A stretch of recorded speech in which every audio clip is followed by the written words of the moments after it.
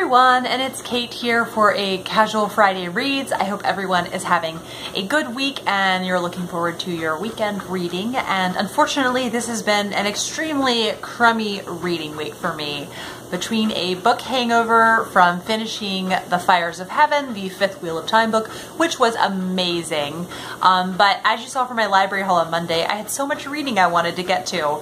And unfortunately, between that and finishing a book club book, my reading was not so awesome this week. But I am out of my reading slump now and looking forward to the reads that I am doing. And as always, I am currently doing a mystery buddy read with Kate from the novel Nomad, and we are reading Requiem for a Mezzo by Carola Dunn. This is the third in the Daisy Dalrymple Cozy Mystery series, and it's so fun. Daisy Dalrymple is a reporter for Town and Country magazine and travels to these different British estates and writes, articles on them, and there happens to be a murder. Except in this one, she is at an opera concert, and the singer, the lead singer, is poisoned. And so, of course, she teams up with her romantic interest of Alec, who works for Scotland Yard, and they kind of take on the case together. And then when I'm not listening to that audiobook, I am listening to My Life in France by Julia Child. It's her memoir of the Paris years with her husband Paul.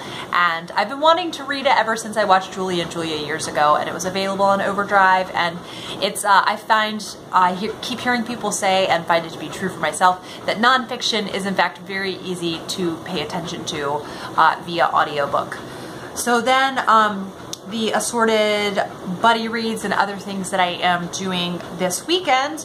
The first is a buddy read with my good friend Becky, and she adores Mary Stuart as much as I do, and we are going to be reading The Gabriel Hounds over the course of the month, so I don't think I'll be kind of like plowing through this one, but I think I will start it this weekend. But then again, they are kind of hard to put down, so we'll just see what happens, but our goal was just to finish this in the month of May.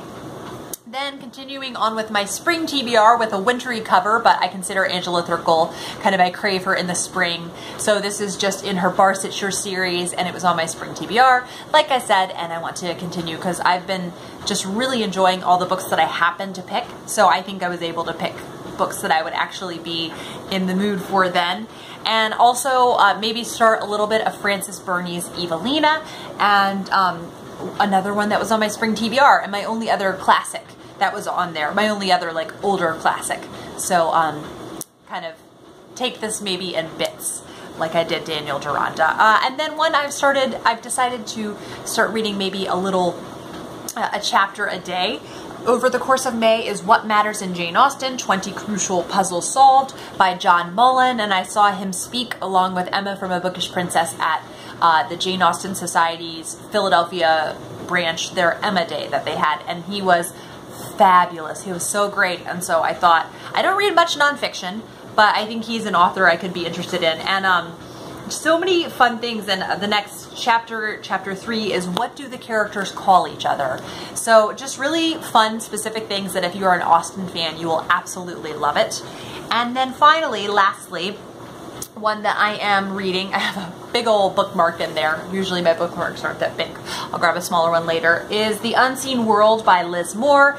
I was saying in my library haul I wanted to try out more literary fiction, so this is one that I'm started, and I'm really enjoying this so far. It's about a girl whose dad is a researcher, but he has kind of an ambiguous type job, and I think he goes missing. I think from the synopsis, I'm not that far in.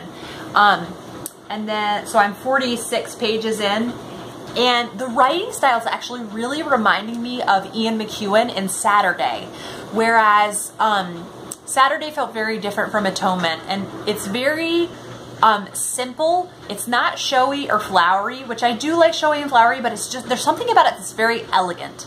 And this seems extremely character driven. So I'm really enjoying this so far, and it's very different from what I usually read, and I'm looking forward to continuing on with it. those are all the books that I'm reading currently. I don't know, I might finish The Unseen World this weekend if I just, you know, keep plowing right through it.